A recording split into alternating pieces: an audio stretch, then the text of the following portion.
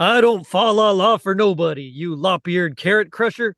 We're talking Bugs Bunny's Looney Christmas Tales. Hit it.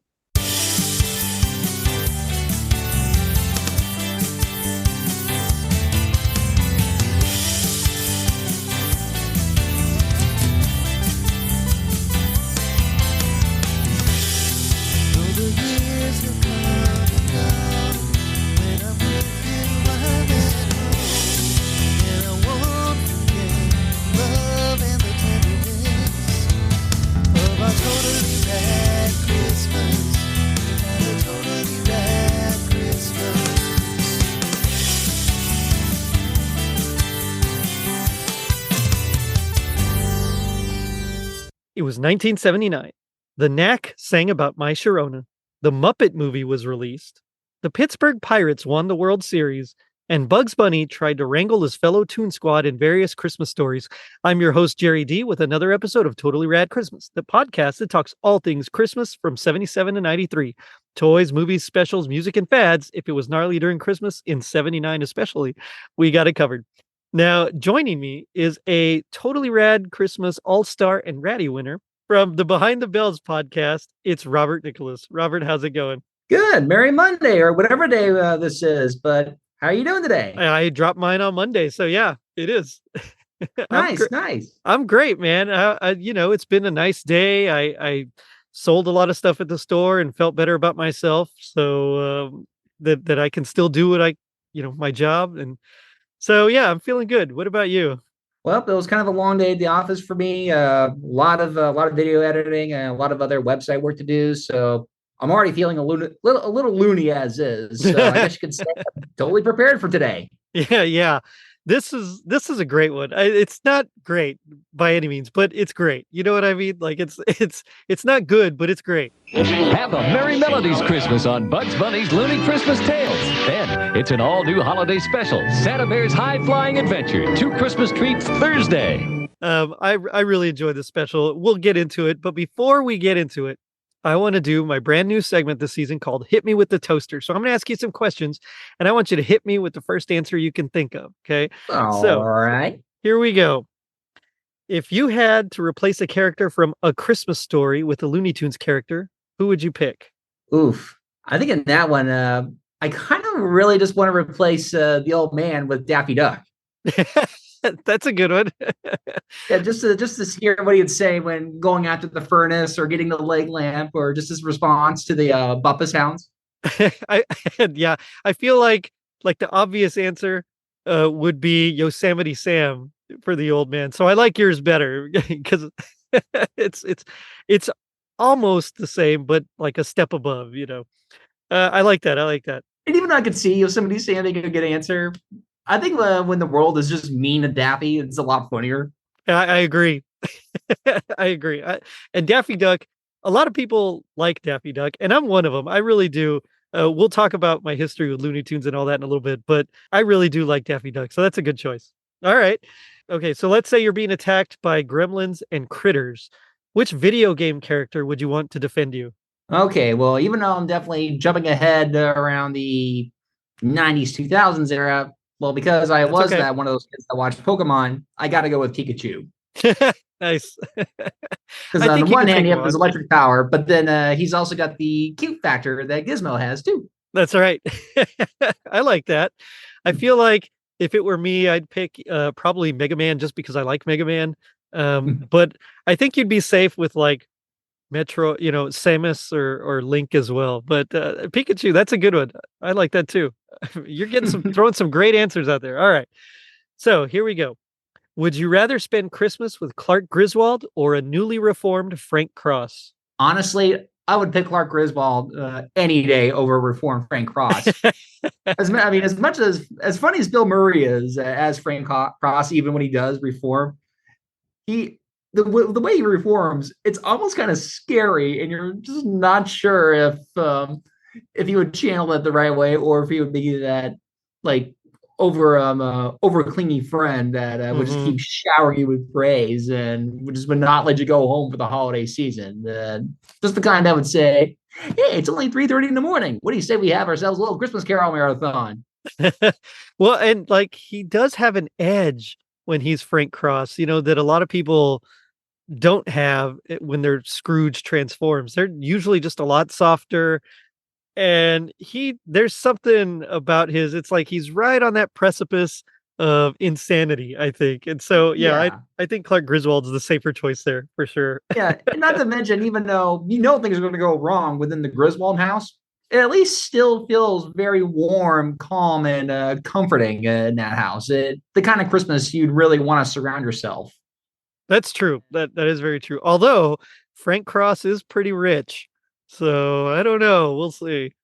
That's I feel like he could have some really awesome celebrations too. But no, I think family and coziness and comfort wins every day of the week for me. Because even if it's going to go wrong, at least it's going to be enjoyable to watch. I mean, there's your Schadenfreude of the week. Exactly. But that's just those are, like I said, fantastic answers. That's just a way for our listeners to get to know you a little bit better. So thank you for that. Of course. All right. So today we're here to talk Bugs Bunny's Looney Christmas Tales.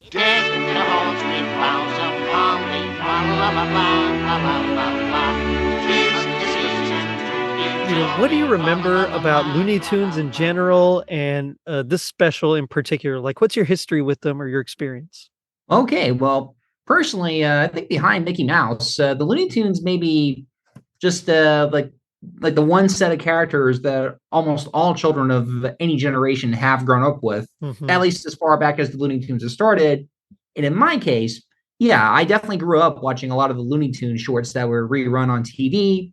In my case, it was more when Nickelodeon used to do that all the time. And even I was aware that there were other videotapes put out or so. For some reason, I was never really inclined to rent them, but I think it was also because I knew I was going to have no problem catching it on TV. It wasn't really something rare that I needed to look forward to. And of course, it helps that they got that big comeback special with Space Jam back in '96. Right. Yeah. Which, that was a huge shot in the arm. Really helped out. Yeah. And of course, as we know, back in 2020 or 2021, we already had Space Jam 2, which already brought back the characters for another set of another generation. Yeah. Which, I mean, Jordan every day, but I said it. Jordan's a goat. All right, that's the official Totally Red Christmas position. Yep, but otherwise, the Looney Tunes actually have a big place in my heart, not just on a nostalgic level, but because I really respect the history that goes behind the entire team that developed the Looney Tunes. Chuck Jones and Fritz Freeling, just the guys that really wanted to bring out these other set of cartoon characters, which it's always been said that if Disney was like classical music, the Looney Tunes is essentially jazz. That's true. I mean, it says it all in their name, Looney, right there. I mean, no, and I'm kind of right there with you. I remember watching it all the time. Now I'm a little older than you, so of course I remember this throughout the '80s, and I kind of grew up with this when it was a little closer to their origin, not much, but a little closer to their heyday. And so if I felt like it was always on, like TBS or Nickelodeon or something, like you were saying, you could always find it. And it was one of those where in the morning before school, we would get dressed and we'd eat breakfast and we'd be ready to go. We'd have to wait for mom and dad to finish getting ready. And I remember turning on the TV and just watching some Looney Tunes because I'd watch the USA Cartoon Express. But if that wasn't on, or once they stopped showing it, I remember watching Looney Tunes. So I can't tell you how many times I've seen all these cartoons. Blood Count is like one of my favorite villains of all time. I am a vampire. Oh, yeah? Well, abracadabra. I'm an umpire. Gossamer is there, Witch Hazel, but then you have like all these other greats as well. You got Elmer Fudd, Yosemite Sam, Daffy Duck, Foghorn Leghorn, which we'll see a lot of in this, and Porky Pig. I mean, they're just classic characters that everybody knows, and for a good reason, because they actually had hit cartoons. Yeah, exactly. Because even though their roster is superior, it's surprising how only a few of them really show up here, which is totally fine. You still get a good bunch here. Even though I will say that as a kid, whenever the Duck Dodgers cartoons came on, I was always excited for that one I because do I love Duck love Marvin Dodgers. Carson. Yeah. Yeah, but I was also happy to see any Roadrunner cartoon, which thankfully with this special We also do. got a Roadrunner cartoon. Yep. And yeah, it's like those, and of course Chuck Jones very famously went on to do How the Grinch Stole Christmas with Dr. Seuss. I mean, it's one of those where like Christmas kind of runs through these guys, even though there's not a whole lot of Christmas actual cartoons from the Looney Tunes Mhm. original run. Whoa, Dunder, whoa, Blitzen, whoa, Fine Schreiber. Merry Christmas, Merry Christmas.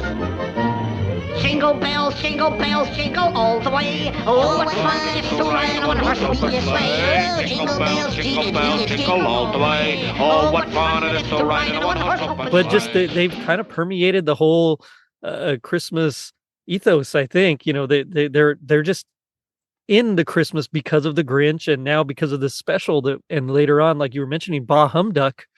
That's Mhm. another one that we get. Um, but let's talk a little bit about Looney Tunes first, because I remember, there was a time when the cartoons were so popular, and then it was like the 50s or 60s that budgetary cutbacks kind of forced them to not be quite as good quality, I'll say. Mhm. And I remember liking those, but not quite as much as I would some of the older specials. And so when we get to this special, you can kind of see how they're trying to amp up their animation style to where it was. And some of the segments were I think, much more well done than others. What about you? Oh yeah, because as you were saying, this was essentially one of the first specials, Looney Tunes specials, to come out in a Hmm. little while. Considering that the same year that this was put out in '79, this is also the very first time that a compilation movie would be put out in theaters, the Bugs Hmm. Bunny and Roadrunner movie. Right, And right. this is kind of a bit of a comeback period, or an attempt at a comeback period for the Looney Tunes after being somewhat doormat for a little while. Because, as you mentioned too, the budgets at Warner Brothers got cut down, and shorts were kind of winding down to a lot of studios as well. Hmm. And even though the animation here isn't quite as good as some of the like Golden Age era, it's still pretty good for TV animation of the '70s. Oh yeah, I know. I completely agree. And I do enjoy all this. Now, the story itself is kind of like a framing device, I should say. They kind of use that. It's kind of not quite. But there's like a through line where Bugs is just having Christmas with his friends, and then he's like, "We're gonna Mhm. do this show," and then they put on like a little. They cut to the cartoon, and then he mentions afterwards, like he's talking to Sam, like you did a great performance there, and it's like it's kind of meta in a weird way. It's not the usual cartoon. Like I remember Daffy Duck's what was Fantastic Island. I think that's what it's called, where Mhm. it's basically Fantasy Island, and there's a story of him landing on this island, finding this wishing well, and then turning, making it into a profit and that kind of thing. And then there's little cartoons that they would splice in, the classic cartoons. In this one, they're like all new animated segments, but they still kind of use that overall story device where basically Bugs is just having Christmas with his friends, and they cut to these other animated specials within, which I kind of like. It's very intriguing. It's a little bit it kind of set the stage for what's to come in their other specials and movies, but at the time you weren't really used to it from Looney Tunes. Oh yeah, considering that most of the classic Looney Tunes shorts tend to run from 5 to 10 minutes at the most or so. Hmm. But this made, I mean, along with the Bugs Bunny Roadrunner movie that around the same year, this was also one of the first attempts at really extending the Looney Tunes into a much longer running time here, even Right. though it's only a half hour. Hmm. And honestly, the framing device does work in this case. Because if you look at the other Looney Tune cartoons, a lot of them are already pretty meta as is. And That's yeah. even though I forget the name of this one short that Daffy was in, there was one short where all that was, it was just the animator messing Oh with yeah. him the entire time. And once he finally demanded to know who was doing this, well, spoiler alert, it was Bugs Is Bunny. Bugs. Yeah. Yeah. Well, and then Bugs later on had the same thing happen to him with Elmer Fudd, if I recall correctly. I think Bugs ended up being pranked and drawn and all that stuff by Elmer.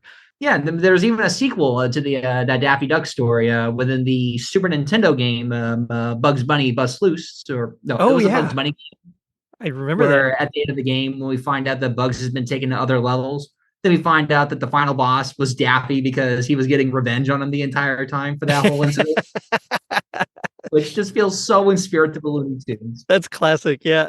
I But love having them Daffy. here as kind of players to sort of go along with the shorts that they're doing here, for me, really works. And it's even something that they would kind of borrow again for that second Looney Tunes movie, Looney Tunes Back in Action in Oh, 2003. that's right. That's the one with They Brandon were all Fraser, with right? Warner. Yeah, the one Okay. where Brendan Fraser was playing Brendan Fraser's stunt double. Yeah. That's genius. Yeah. That's I love that. I love that. So this special it aired November 27th, 1979 on CBS. We don't actually see Daffy Duck in it, and I think it's because I believe he was lent out. He was like licensed out to NBC at the time. Is if I Oh. Yeah, and so because of that, there was some sort of like they had their own little show, and so because of that, we don't see Daffy Duck in it, and I find that rather interesting. Like you think Looney Tunes, and you got to have Daffy. Mm-hmm. Now you don't really miss him because of the specific segments and what they do, but at the same time, there is something not quite as loony about it, and it's missing that rambunctiousness and that jealousy and just that overconfidence of Daffy Duck, I think. Well, yeah, because Bugs and Daffy had always made a good pair together because they Mhm. really knew how to offset each other, especially if Bugs was gonna play the straight man in this situation to Daffy's chaotic ideas and just roll with it like the Groucho Marx he's supposed to be. Yeah. Uh, so even in this case, it's almost kind of I kind of find the idea of Daffy being loaned out to somebody else kind of funny, as if Daffy was just so hard up for money that he took the first contract away from the Looney Tunes. Like, I can see it. I'm a coward, but I'm a greedy coward. That reminds me of on the Abominable Snowman one where he's like muttering to himself, I can't stand pain. It hurts me. It's like the same thing. Oh goodness. But let's go ahead and let's dive into this because it's Looney Tunes and it's over the top and wacky, and I love every minute of it. All righty, I'm up for that. So it starts off with Bugs trying to lead the choir, and it's like a choir of Elmer and Porky, and I think Foghorn Leghorn's there, and Yosemite Sam and Pepe Le Pew. Uh-huh. They're singing Deck the Hall, and he's trying to give the verse to various soloists, and they're all having trouble because of their various speech impediments, which I'm not here to make fun of anyone with speech impediments, but the Looney Tunes characters, when they do it, they're funny. Oh yeah. So he first gives it to Porky Pig, who, he's with his stutter, he's trying. Don we now are gay apparel. Fa la la la, fa la la la la. Thank you. You mean that's all, folks? Precisely. And so he cuts him, and then he goes to Foghorn Leghorn. Don we now are damn and gay Don.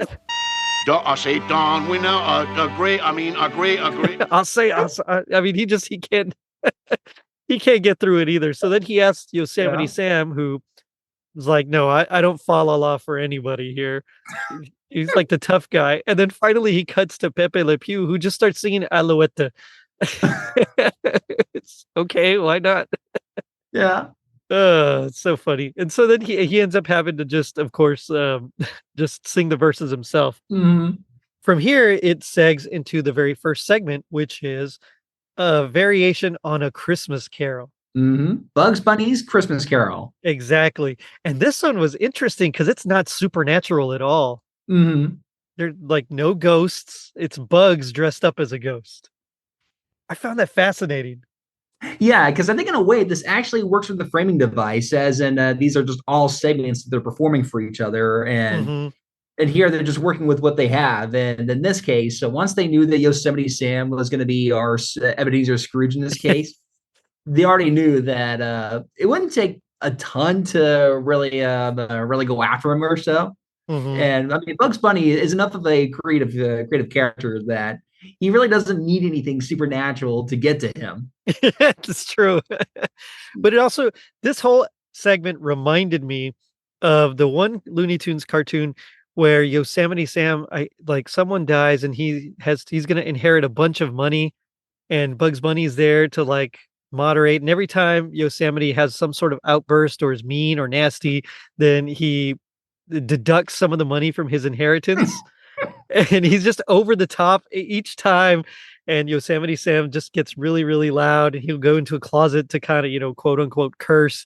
And, he falls off his castle, all sorts of fun things. And at the end, he finally is like, look, look. And he has his servants throwing pies in his face. He's like, look, I'm good. I can keep my temper. And then it turns out he ran out of money. Like, this whole thing reminded me of that. I don't know why.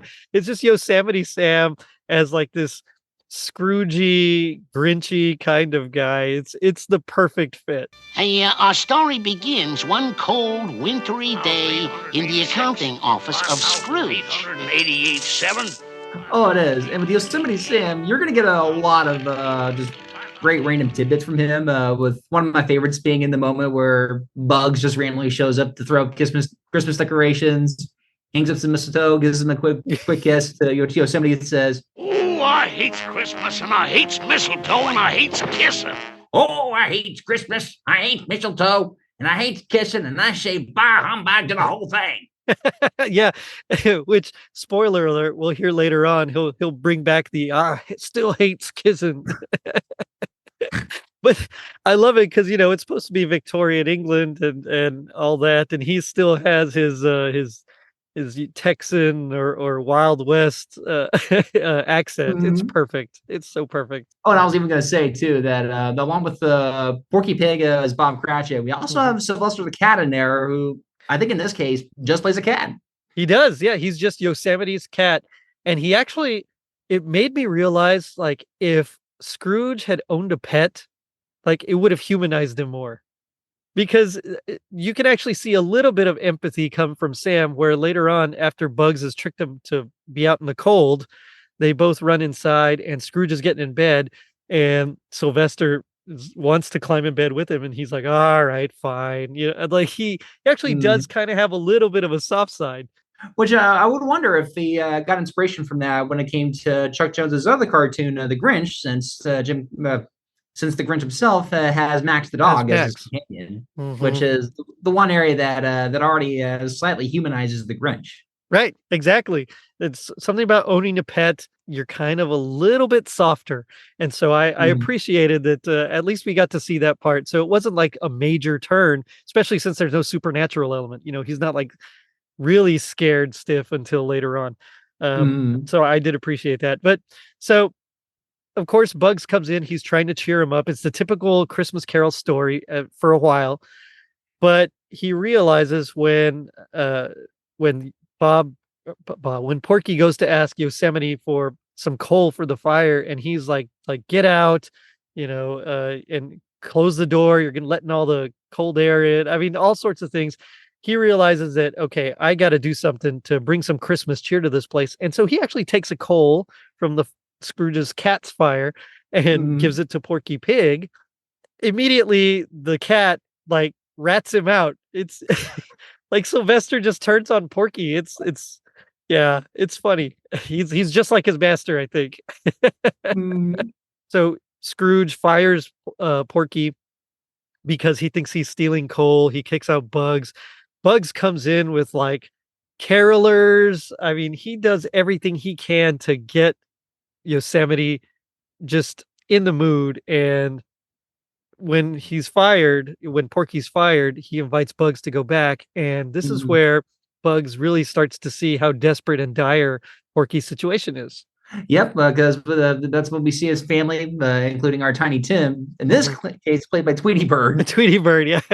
Which, again, just adds to the more meta reference that they're just casting whoever they want in these various parts, which also gets to the other part, too, where someone looks at him and says, oh, well, I think it was Bugs who said, looks kind of puny. If you had to live on birdseed, you'd be puny too. That's right. I love Tweety. Yeah, Tweety doesn't get a lot of love, but again, he can be pretty funny too. Mm-hmm. Yep, I always liked those Sylvester and Tweety ones. They were always just great. The Dr. Jekyll and Mr. Hyde one, where Tweety turns into like that huge beastly bird, was so great. And this is a good point to say. Of course, all the voices were done by Mel Blanc, except for some of the female voices, which were done by June Foray. So that's really only two major cast, and that's all you needed. I mean, he'd done them all previously, and that's really all you needed. I loved it. Yeah, kudos to Mel Blanc as well, considering that even though he was starting to get up there, he could still pull the voices off incredibly well. Mm-hmm. And even though it wouldn't be for a few more years where we finally had to start dialing down on some of the harder characters, here, if this was a part of a compilation film, he still could have seamlessly put his voice across the whole thing. Yeah. But he still sounds just as jovial as he did before. He did. He still had the energy and the pep and everything, the attitude needed for all the characters. He embodied those characters exactly the same as throughout. I could hear a little bit of a difference, and it's just from age. It just happens from his Bugs. Like his Bugs voice was just a slightly flatter, I guess I'd say. Mm-hmm. But he had the energy behind it that you didn't care. It still made the performance. He was still the rascal. And oh, yeah. Because it wouldn't be, I don't think it was until Daffy Duck's Quackbusters, which is the last time Mel Blanc voiced all the characters. Right. And at that point, it was just a little too geriatric sounding to fully sync up with the older ones. Yeah. Even though there was a point in that movie where it synced up almost unexpectedly when Daffy Duck had to say some voice swing. Oh no, with Bugs saying, "Oh, why not?" with Daffy in his old voice going, "Because I'm a split personality." I remember that. And that was another one of my favorites, the Quackbusters. That was so good also.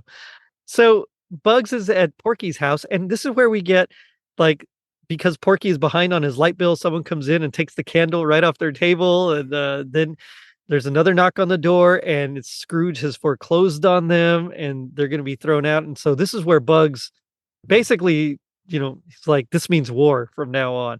And so this is where we get the ghosts angle, and he starts to go perform mischievous pranks on Scrooge. So Yosemite's like about to take a hot bath, and Bugs just shovels in a bunch of snow into the water to freeze him. I mean, it's great. Of course, there's that part where he first comes in as the ghost, tries with chains. Now it's time to play ghost. I'll give old Mr. Humbug a Christmas Eve he'll never forget.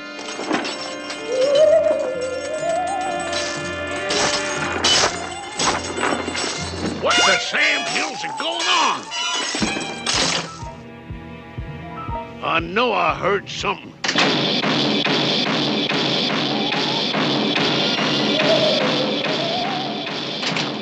Coming to the door, no one's there. But then he comes back with a humongous drum. Yeah, it's a big old bass drum with the cymbal that he's like banging on and clanging. And of course it's Looney Tunes, so they're able to like escape really quickly. And Yosemite just opens the door. It's like, I thought I heard drums. I mean, it's fantastic. So yeah, he gets them. He brings the carolers in. They start singing "Deck the Halls," and Scrooge like chases them out and slips on the ice. And this is where he gets real cold and has to climb back in bed with Sylvester. Yeah. But Bugs does one of the things that is like stereotypical that you think of. He dresses up like a ghost. He has the sheet on him, and then he just brings all those big clanking chains that you were talking about. And he talks to Scrooge. He says, "I'm the ghost of Christmas." So like that's it. No past, present, future. Just he's all of them, I guess. Yeah.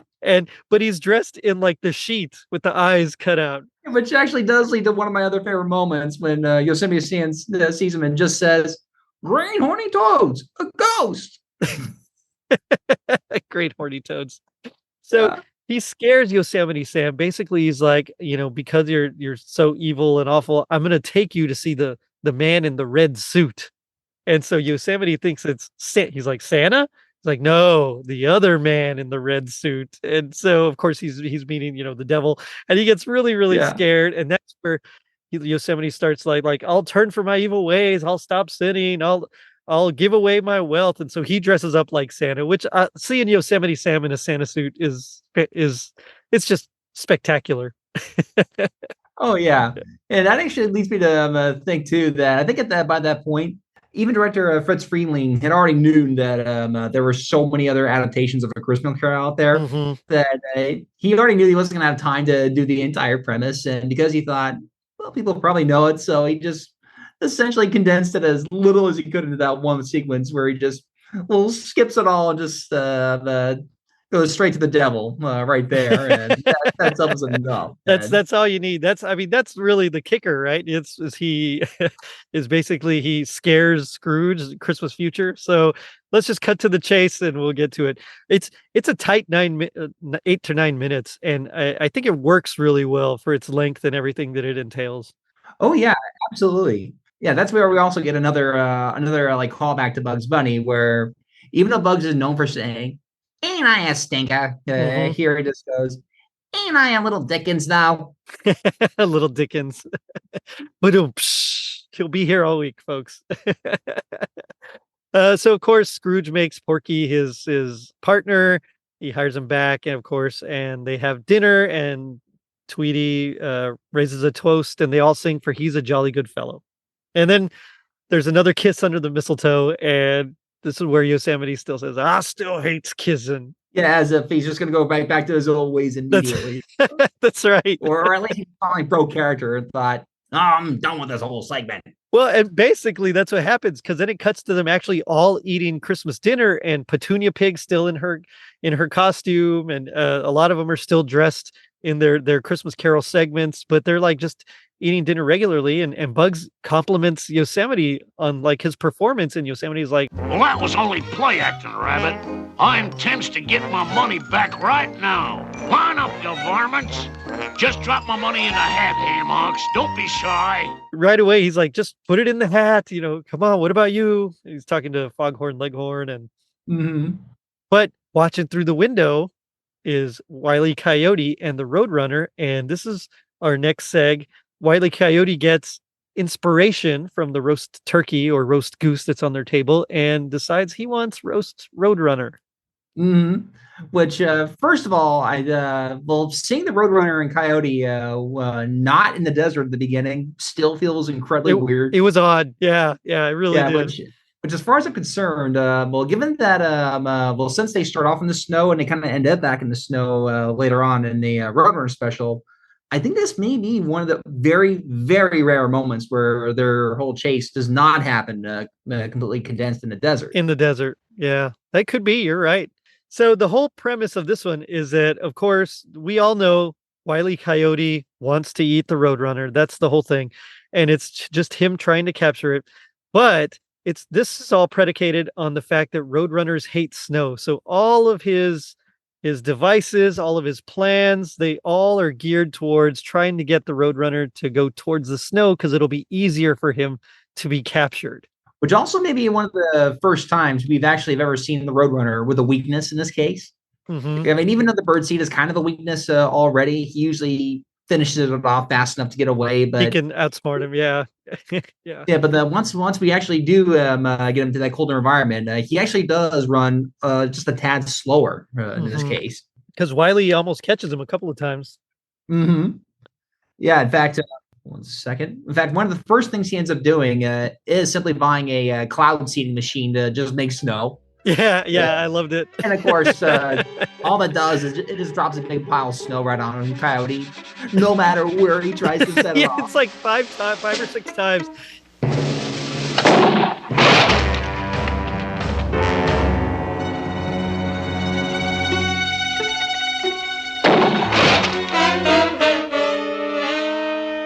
He goes under, he's like in a cave, and it just shoots the snow sideways. He gets far away, it launches the snow and lands. I was like, no matter where he is, he gets hit with this pile of snow, which is so Wile E. Coyote that I can't stand it. It's perfectly Wile E.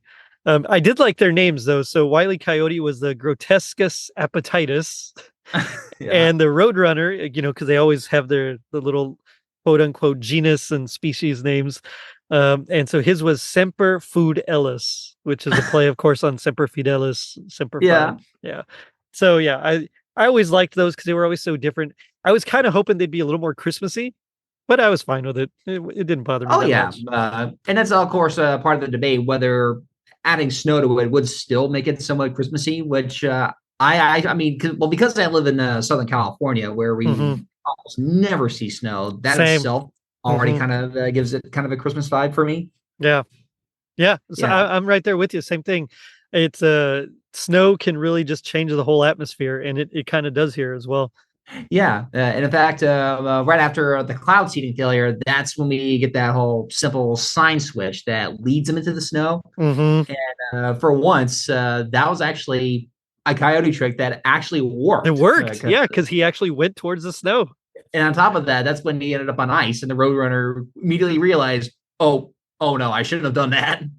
And but a very incredibly rare error that the roadrunner himself might have made in this case, and Yep. made it the closest that the coyote actually had a genuine chance of catching this thing.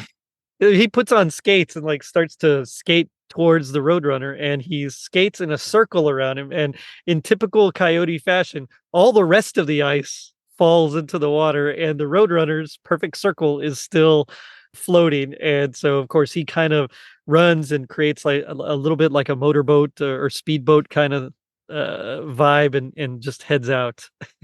Oh yeah, and which is more proof that even though the roadrunner was right there for him to catch, and yet he still managed to mess it up at that point. Poor Wile E. But, Coyote, he just can't quite do it. And so, of course, he walks out frozen, which is another great bit. But then he yeah, gets what is it? The Acme jet propelled skis, and that he just runs straight into a tree.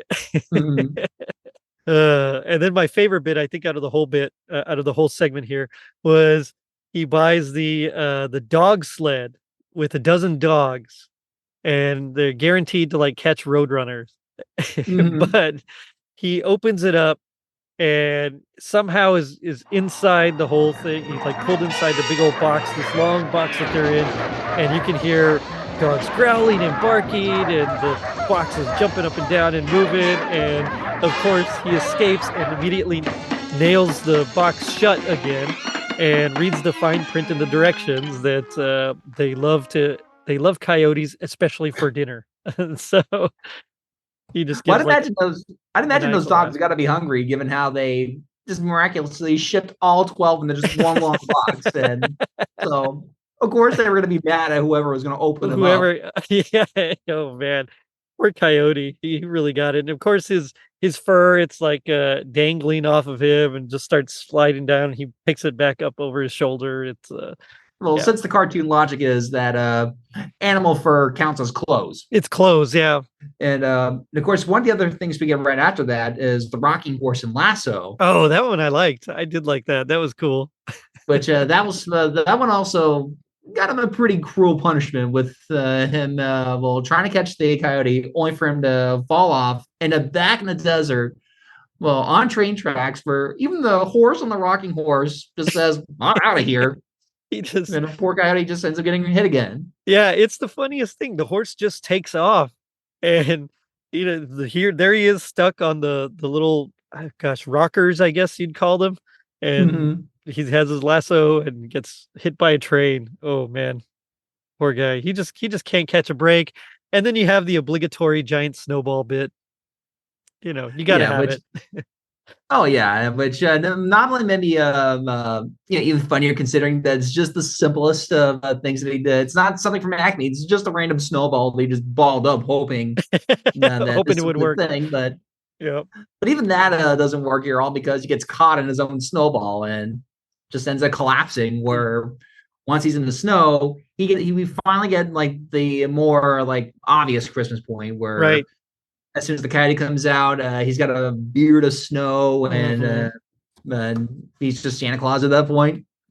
Pretty much. And then he holds up a sign that says like Merry Christmas and Happy New Year or something like that. Yep, which itself does just ends typically how a Roadrunner short ends, because most of the time they usually don't have like a set ending. They just usually end whenever it wants or so after they Right. decide Coyote has had enough punishment. Yeah. that guy, he Yeah. can really take a beating. Yeah, and I'll note too that this segment too was directed by Chuck Jones, and he himself has usually made most of the Roadrunner shorts. The Roadrunners, yeah. On top of that, this is actually the first Roadrunner short in nearly 13 years after they stopped doing shorts in theaters. Gosh, that's amazing. And it would only be pretty soon after that his next Roadrunner cartoon would be the famous one in which the Coyote finally does catch Finally the Roadrunner. catches him. Yeah. But the Roadrunner's now like this giant of a thing or so. Yeah. Which, as a perfect way to end it, Coyote then held up that sign that said, "Okay, wise guys, you always wanted me to catch him. Now what do I do?" Yeah, yeah. Oh, that's so good. It's so good. Mm-hmm. So after after this segment, we cut to Bugs again leading the carolers. Jingle bells, jingle all the way. Oh, what fun it is to ride a one-horse open sleigh. Oh, Uncle Bugs, Hey, what is it, nephew? you promised to read me a Christmas story. By golly, that's right. Old silly Uncle Bugs almost forgot. Know something, nephew? What's that, Uncle Bugs? Hey, I think now would be an excellent time for your uncle to tell you all about Sandy Claus and the night before Christmas. I think this time they're singing Jingle Bells, and this is where his nephew Clyde shows up, which always made me wonder. That's his nephew, so the Bugs Bunny has to have brothers and sisters. I mean, he's a rabbit, so of course he does. He probably has a ton of them. Mm-hmm. But I always made me wonder, like, who Clyde's father is. I don't think I've ever known who Clyde's dad actually is. I just got really curious. Yeah. Yeah, unless they introduced them on some other like modern show or so like that. I don't think they've really ever I don't think they addressed have. Bugs Yeah. family. But even again, you could still argue that's just part of the meta nature of this, where Yeah. or they just needed one of his nephews just to fill in the role of like the one kid character in the special. Right. Which, Right. which when you really think about the Looney Tunes, given how enjoyed they are by children, Mhm. it's interesting to think that they rarely ever implemented children characters of any kind. Yeah. Well, it wasn't because they did Tiny Toons. Wasn't Buster Yeah, Bunny? Was that one of his nephews as well? actually, I don't remember. I'm gonna have to look that up later on. Yeah, I don't recall. I'm surprised I don't actually, but let's see. Now I kind of really want to know. Buster Bunny. I mean, I bet $1 million that I don't think they're directly related, but they're still just so close in personality that all the Tiny Toons at the Looniversity are just getting ready to fill in their place. Right. Well, that's true. They were basically the next generation, and it was good, but they never quite took off. I think by that time, most of the world was over Looney Tunes until, like you said, Space Jam kind of revived them. Right, and I think what didn't help too was that Animaniacs was coming out right after Tiny Toons had just ended or so. Right. And they really stole the thunder because they were able to appeal a lot more to adults than Tiny Toons did. Even though Tiny Toons still got away with some pretty good stuff. At least once it got off of Fox Kids and started premiering more episodes on the other channel they were on. Mm-hmm. So I'm looking this up. It actually doesn't say. It just says that Bugs Bunny is Buster's mentor. So it could just be just a random bunny, not necessarily related to him. I'm sure Mike Westfall knows, and I'll have to remind myself to ask him later. But right, yeah. But anyway, it really doesn't matter. I was just curious. But so Clyde actually goes to his Uncle Bugs, who had promised to read him a bedtime story. And Bugs is directing the choir. He's having them hold this note as they're talking. And of course, we get the classic blue in the face because they're holding the note so long, just like that opera singer. And so Bugs immediately is like, yeah, let's get out of here real quick before they like attack us. Yeah, which is an old bit, but it's still a great bit. Still kills. Yeah, it does. It still kills. So he goes to read him "'Twas the Night Before Christmas" or "A Visit from St. Nicholas" if you prefer its original title. And as they're doing this, we cut to the North Pole where Santa is preparing to leave on his trip, and he's even talking with Mrs. Claus. His suit's outside drying. I guess she got it all washed. It's nice. And overhead, we have a plane with two pilots transporting a Tasmanian devil, which of course Taz breaks free from the crate that he was in and is launched from the plane, grabs a parachute on his way out, which I thought was fantastic. And he just lands into Santa's suit. And now basically he lands in the sleigh. He makes his normal, Taz noise, and it scares a reindeer, and off he goes. Yep.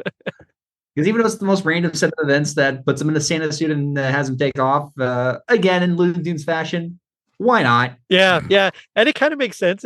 I think that's like the second weirdest way someone has put on the suit and gotten on some reindeer. Looking at you, the Santa Claus. But that's true. Yeah. So he lands on Bugs's roof, and Clyde thinks that it's Santa. When all of a sudden there arose such a clatter. Oh, boy! Santa Claus!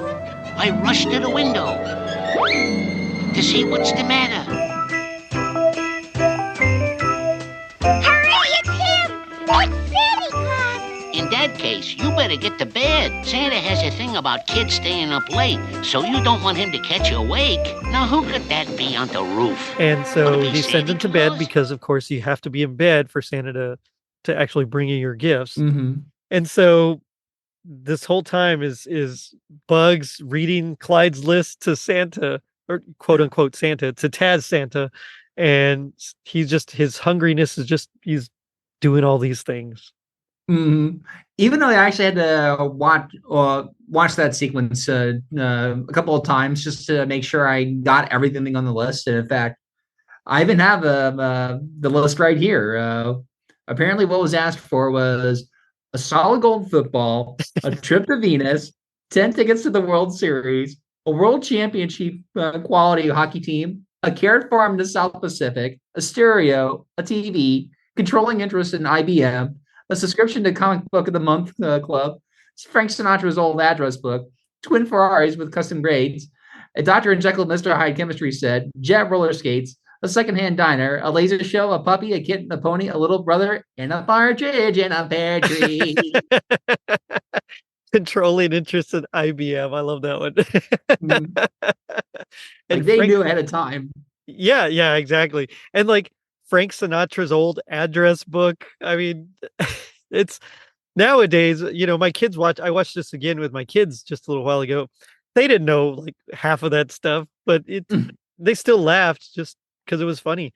And while all this is going on, Taz is eating ornaments and like the fruit that was on the ornaments, which Bugs says, I don't think that one's ripe yet, of course. He eats the lights and gets kind of electrocuted. I mean, he's just hungry, and he's trying to get as much as he can inside him. You just set yourself down at the table whilst I step into the kitchen and prepare you a snack. Would you like deviled ham, deviled eggs, or devil's food cake? Yeah. Sorry, all I have is milk and cookies, so enjoy.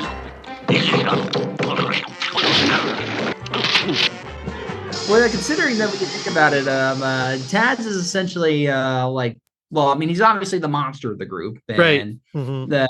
Any of the segments that ever, because even though we didn't see a ton of Taz cartoons from the golden era or so, right? Whenever they did, always paired them with the other Bugs, or in the one case Staffy, just because their reaction half the time was going to be just as funny, right?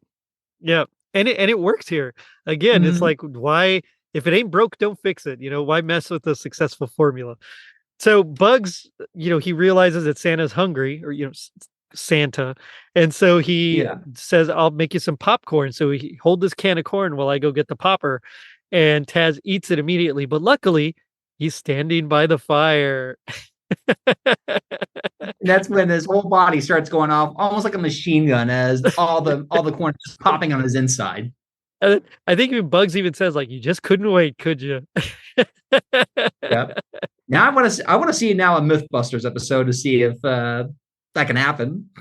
I know, right? Yeah. Adam, Jamie, get on this, guys. Come on, we got to do a whole Looney Tunes episode.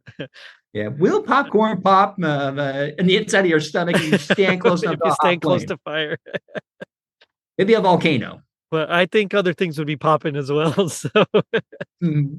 so then Taz starts to look under the tree. He's gonna eat like the presents, and so Bugs sets up like a quote unquote gift exchange kiosk. And so he asks Taz if he wants a bigger present, and Taz takes it outside. It's a self-inflating raft, like a rubber raft that's self-inflating. So he eats it and he balloons up because it's self-inflating, and he floats.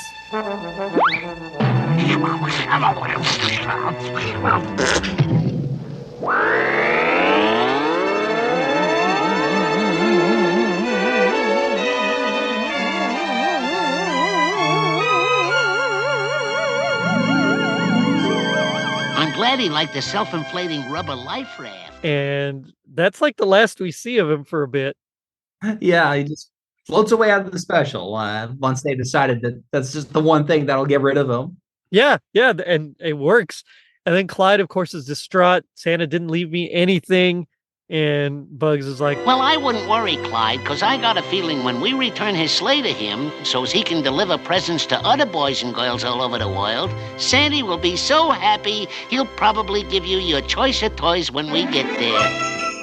and so they head off to the North Pole. And that's pretty much the end of that short there. Yeah. And then we get the closing bit, like the last part of the frame, which is Bugs again with all the regular carolers in a sleigh, and Taz is the one that's pulling the sleigh. So he's not dressed as Santa anymore. This is just back to them telling their stories and having a good old Christmas show. And eventually they just kind of all fall, and it turns out Taz is eating the sleigh. Yeah, as if he's had enough being their little horse. And it's like, nah, I think I'm hungry. I'm gonna eat this thing instead. Exactly. Yeah, I'm done. I could eat you or I could eat the sleigh. So what's it gonna be? So so yeah, and then of course they wish us all a happy holidays, and that's about it. Mhm. Yeah, so I love this one. It's again nothing it's like brilliant, but it's just fun, good, and it's funny. It's very humorous. I laughed a lot. I just some good chuckles here and there. I mean, it brought me back to when I was little watching the special, and I loved it. I loved every minute of it. I really did. Oh yeah, and having seen this finally for the first time not too long ago, I thought this was really funny.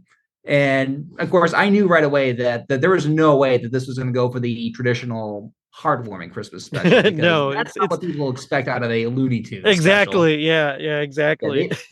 They want to go in and laugh, and even if it is going to go for heartwarming, considering that the last segment is probably the closest it almost gets to, it still just goes out of chaos because it's a Looney Tunes cartoon. And I will note too that the last segment called the Fright Before Christmas, that was also the very last segment that Fritz Freeling ever directed before he stepped back from directing animated shorts. Right. Oh wow. And then because he would later start that other company that would essentially do a few other shorts before he would eventually sell it to Marvel. And that company was responsible for animating a lot of the big 80s cartoons, including Thundercats. Marvel did quite a bit. There was I think they did Dungeons and Dragons. They did, yeah. Yeah. So I mean, because even though the company that, or at least that whole segment, would eventually become defunct by 1996, for a company that was started by one of the animation legends like Fritz Freeling, it's nice to see that his impact was still felt for a couple more decades before it all finally shut down. Right. Well, and both of these guys, Chuck Jones and Fritz Freeling, I mean, you can really feel their legacy throughout even modern times. I mean, you look at some of these, like the Minions and some of their antics. I mean, that's straight up Looney Tunes a lot of times. So, I mean, I love their legacy. I love that they have this lasting legacy that has just stayed with us and kind of formed our whole experience, our collective, experience.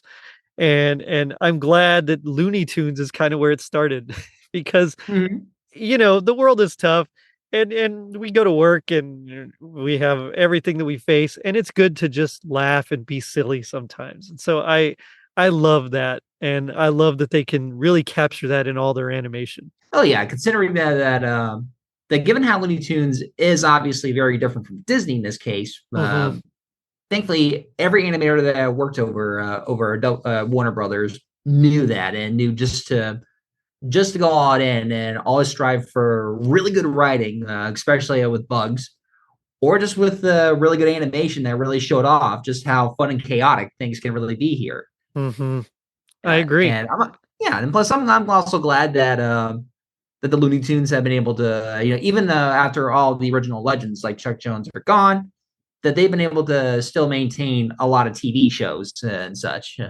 They had that one in like, I think it might have been the early 2000s where they were like, I guess it was in the future. And I don't know if it was actually them or like their descendants, but I think they got superpowers. Lunatics. The Lunatic. Yeah. That one was interesting. Around to watching that one.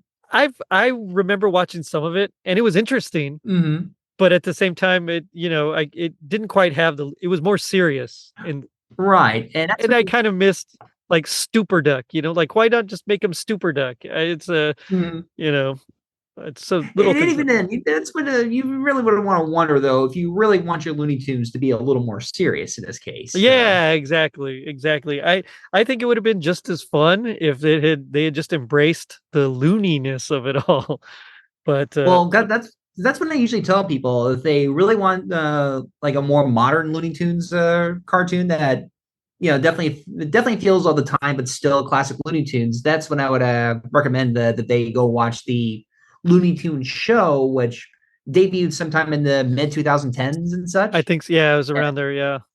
And even though it had a little more of a kind of a sitcom kind of approach with Bugs and Daffy living in a house with some of the other characters going around, they still had some pretty good things. In fact, there was a whole episode where Daffy Duck has to go to the DMV because he apparently had no idea what a driver's license was the entire time.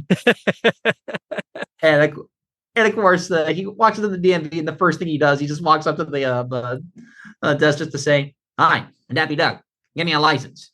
Only to give him the form, and he's like, "Yeah, I gotta take a test. What? I also gotta take a test to breathe, to practice law." And it's just this whole, like really long segment. Bugs and Daffy. At the same time, sorry. But yeah, because at the same time, we also get that other B plot with Lola Bunny, who again was just kind of the eye candy in Space Jam, but in the cartoon show, he rewrote her as this like overly attached girlfriend character who was voiced by Kirsten Wiig. And she actually brought a lot of life, and she really made Lola really funny. I like Lola Bunny. Yeah, she's like in the new Space Jam, which I haven't seen, although my kids have seen it. She's definitely has much more agency, and so that's good. But I love Daffy Duck and Bugs Bunny's relationship. They're like the best of frenemies. They're antagonistic, but they also help each other out when they can. It's just some of my most favorite memories are them just shouting, duck season and wabbit season to each other. I mean, it's it's like those are just moments burned in my brain that I can't forget. And so I love their dynamic. I love Tweety Bird and Sylvester's dynamic. It's just same thing. Wile E. Coyote and the Roadrunner. Like these guys knew how to pair their characters very well. Just like we got with Bugs Bunny and Taz in that in this special here.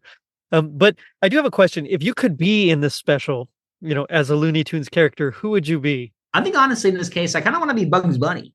Yeah, I think he comes out just the one guy that has control over everything. Exactly. At least the one guy who can control the chaos, but still be his own Groucho Marx goofy self. Yeah. He totally comes out smelling the best out of all of them here. Yeah, that's a good choice. I wouldn't mind. I mean, I think it'd be fun just to be Yosemite Sam for a little bit. just to let loose with it. Oh, you rabbit. I mean, it's just hates kissing. It's fun. It makes me wonder though that whenever Mel Blanc played Yosemite Sam, I wonder if he always tried to go in whenever he was in a bad mood, just so he can like put in that frustration into Yosemite Sam's yells or chants or so. Have you ever heard it like on interviews when he's asked to do the voices? There's an interview, I think it's on with Carson, on the Tonight Show, and so he's like, do the voice or something, and so he's like slipping back and forth between some of the voices, and you're just like, wow, that's just wow, he's incredible. What a great talent. The voice is like, say, Bugs Bunny. They bring the character to you, and then you see the character and work around that. They show me a picture of the character, a still picture, and then they show me a storyboard, which tells what this character is going to do in the cartoons. Right. And they said Bugs Bunny was a tough little stinker. Right. So I had to make him tough. I thought, which is the toughest voice, either Brooklyn or the Bronx? Right. So I put the two of them together, Doc. That's how I got the voice for Bugs. Oh, that's wonderful. Okay.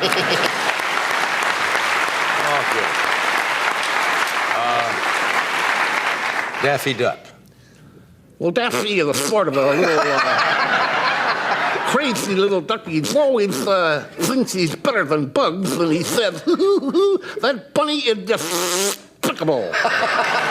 He can just switch back and forth seamlessly and still sound immaculate. Oh, yeah. I mean, that's why I also love that famous story of his when he got into a car crash back in the 60s, ended up in a coma or so. Mm-hmm. And when the doctors had a hard time getting him out of his coma, somebody got the idea to start asking, not Mel Blanc, how are you doing, but Bugs Bunny, how are you doing? And Mel again started to respond in those characters, and they were able to use the Looney Tunes to bring him out of his coma and wake him up.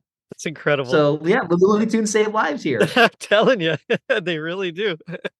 So what would you say would be your happiest memory or moment with Looney Tunes in general, or the special in particular? Either one. Okay, I think honestly, I think for me, it's just I would probably put any Roadrunner segment as like my happiest moment, because those always get a laugh out of me, no matter what. I agree. Those are so good. For me, one of my favorites is the Transylvania 65000, I think is what it's called. It's the one where he runs into Count Blood Count, and they're going back and forth, and he's waiting for him to go to sleep so that he can, of course, feast on him. And he's like, asleep yet? No. Like, oh, good night. I mean, just everything about that one is, I am a vampire. Oh yeah, I'm an umpire. I mean, just it's yeah, I love that one. And the whole abracadabra and hocus pocus bit, it cracks me up every single time. Even to this day, my kids randomly, we have the DVD of some of these, and they'll put it on, and I laugh at that one every time. It's good stuff. Yeah. But plus, I'm glad that the Transylvania special also is on the Quackbusters movie as well. It is, yeah. Mm-hmm. Yeah, and plus, that's what I was going to say. That itself always makes a good Halloween watch for me. Whenever I want Looney Tunes, but something just spookier. Yeah, same. Daffy Duck's Quackbusters. Yeah, in fact that did you ever have you covered that one yet? No, I haven't yet. It's we just haven't yet. But I'll keep you in mind for that. But now we come to my favorite part of the show, which is a little segment I like to call Gag Me with a Spoon. So this is where we do our best impression of our least favorite part of the special. Not necessarily something we hated, just something that is not our favorite. So as a guest, I'll let you go first. Just kind of set up the scene for us. All right. So, okay. I'm Bugs Bunny. We're flying in a sleigh, heading back home. And with the segment ending, that's when I would say, Merry Christmas to all, and to all a good bite. I mean night. Because for me, that was like the one joke that just didn't quite land the way I would have. Yeah, I gotcha. And so I actually went with the Yosemite Sam line. And so this is where he realizes this is where Porky comes in and asks him for some coal. And he says, I'll give you a piece of coal last Tuesday. You should have made it last. It's like, come on, Sam. Like, at least use proper grammar. the grammar. Even that still leads into that other line where he said, y'all just stop shivering and start working. You won't be so cold. You wouldn't be so cold. Yeah. Like, oh, this guy. Like, come on. But I do got to know. G.I. Joe taught us that knowing is half the battle. What do you think the other half is? Knowing is half the battle. but be sure to have enough coal to stay warm. There you go. That's better than mine. So I thought if knowing is half the battle, the other half is just swift and ruthless vengeance.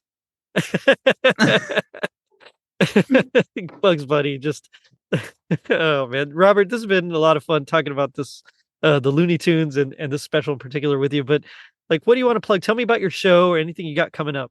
Okay, well, for those that don't know, I'm Robert Nicholas. I am the host Behind the Bells podcast, and I essentially take classic Christmas movies and TV specials, and I go behind the scenes of their whole stories, like who was the one that came up with the idea, how they get that idea to script, how did it become a script, how they get it to the studio, how it got made, and just what kind of impact it has. And anyway, I'm in the middle of doing my two-parter series on the behind-the-scenes story of Elf, where I've already put out my first part. And I actually had a whole nother episode where I did my top 10 Christmas elves list, which is a good segment if you want to get my personal perspective on that. But I'm hoping to get my part 2 episode out pretty soon, because even though it's not as every week as I was hoping for, I promise you part 2 is coming, because it is a good story. Well, by the time this drops, we will have heard it, and it was awesome. Oh goodness, yeah. And where can they find you on? Oh, well, you can find me on Apple Podcasts. You can find me on Spotify. You can find me on Google Podcasts. You can find me on Audible. And of course, if you're not into any of that, you can also find me on YouTube. But I'm also active on Facebook and Instagram. Much more likely to be active on Instagram. So that's another good place to find me if you also want a good countdown to the holidays. Mm-hmm. Yep, that's how I always know what day it is and how many days are left. Yeah, definitely check it out. Some cool insights, things you'll never heard before. Just great research. It's ridiculously well researched, like way better than me. So it's fantastic and it's a good time. So definitely check out Behind the Bells. Well, on that note, I'll end it by saying, ain't I a little Dickens though? So check us out on our social media pages, Facebook and Instagram at Totally Rad Christmas, Twitter at Rad Christmas, Mastodon at Totally Rad Christmas at mastodon.world, Blue Sky at radchristmas.bsky.social, or our Facebook group, Totally Rad Christmas Mall and Arcade, where you can make your voice known to us as well. We post anything and everything 80s or Christmas related. And if you're feeling like Bugs and Clyde flying Santa's sleigh, leave us a review on iTunes. It helps us reach more people and spread some rad holiday cheer. Now, don't forget to check out our merch shop on tpublic.com and our super dope website, totallyradchristmas.com, courtesy of Tis the Podcast Elf, Tom Crow. Merry Christmas to all, and to all a good fight. I mean, night. Later, dudes. Jingle bells, jingle all the way. Saturday, get set for Bugs Bunny's Looney Christmas Tales. There's lots of ho, ho, ho. Then 'twas the night before Christmas, but if the town clock doesn't chime, Santa won't get there in time for Christmas. 2 original holiday specials you won't want to miss. Saturday at 8/7 Central and Mountain. This is CBS.